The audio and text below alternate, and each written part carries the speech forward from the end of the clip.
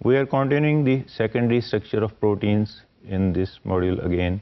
कि यहाँ पे हम अल्फ़ा, पहले हमने अल्फ़ा और बीटा प्लेटेड शीट्स को, अल्फ़ा कन्फिग्रेशन और बीटा प्लेटेड शीट्स दोनों को डिफ़ाइन किया। यहाँ पे हम देखेंगे जो रेगुलर स्ट्रक्चर है alpha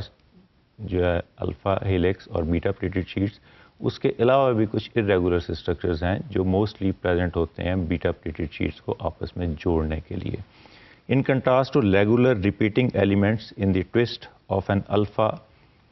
helix or a pleat of a beta sheets, bends, loops and turns are non-regular secondary structure कि ये non-regular हैं, regularly present नहीं होते, लेकिन जहाँ पे भी जोड़ना है बीटा प्लेटेड शीट्स को तो वहाँ पे हमने देखा था कि हेयर पिन टाइप या कोई लॉन्ग स्ट्रक्चर अवेलेबल होना चाहिए जो उनको आपस में जोड़ दे।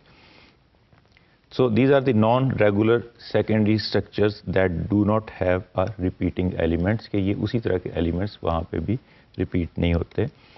Beta bands are short regions usually involving 4 successive amino acid residues. They often connect strands of anti-parallel beta sheets कि हमने देखा है कि अगर छोटा सा टर्न बनना है कहीं पे जिसको हम बीटा टर्न बोल देते हैं जो कि 2 अमीनो एसिड चेन्स को आपस में मिलाएगा, जो 2 पॉलीपेप्टाइड चेन्स को मिलाएगा, तो ये इनको और ये स्पेशली जो बीटा टर्न है ये बनता है जहाँ पे एंटी पैरेलल चेन्स हैं। तो ये 4 अमीनो एसिड्स जो हैं जिस तरह वी कैन सी 1, 2,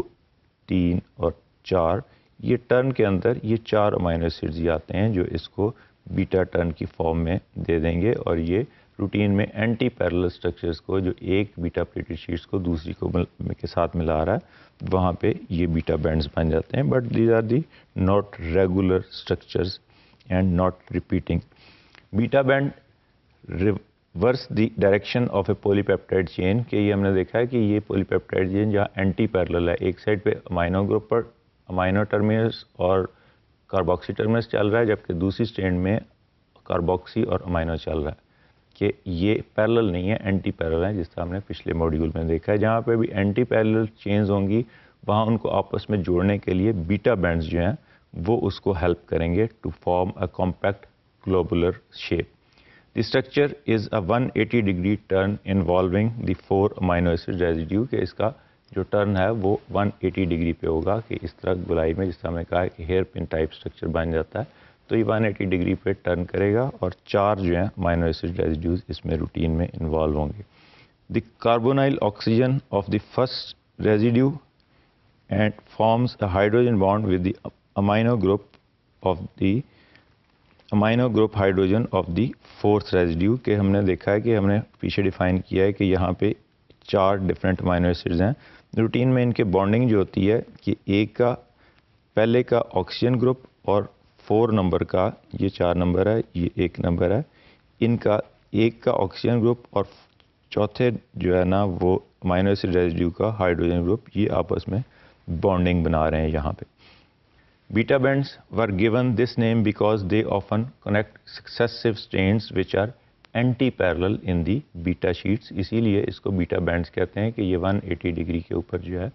वो 4 रेजिड्यू मिलते हैं आपस में और एक बैंड बना देते हैं। इसके अंदर जो अमीनो एसिड होते हैं वो these are mostly glycine and proline residues often occur in the beta turns. Glycine क्यों होता है? बिकॉज ये छोटा सा है, स्मॉल है, इसके साथ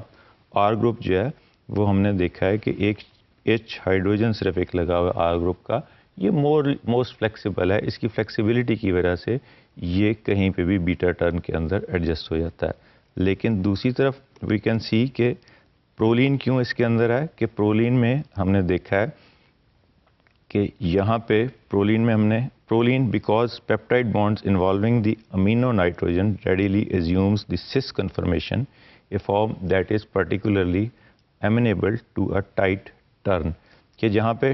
टर्न होना है, हमने पहले भी देखा था किंकिंग होनी है वहाँ पे प्रोलीन होता है, तो यहाँ किंक बन रहा है, टाइट टर्न बन रहा है, वहाँ पे ये बॉन्ड जो है नाइट्रोजन और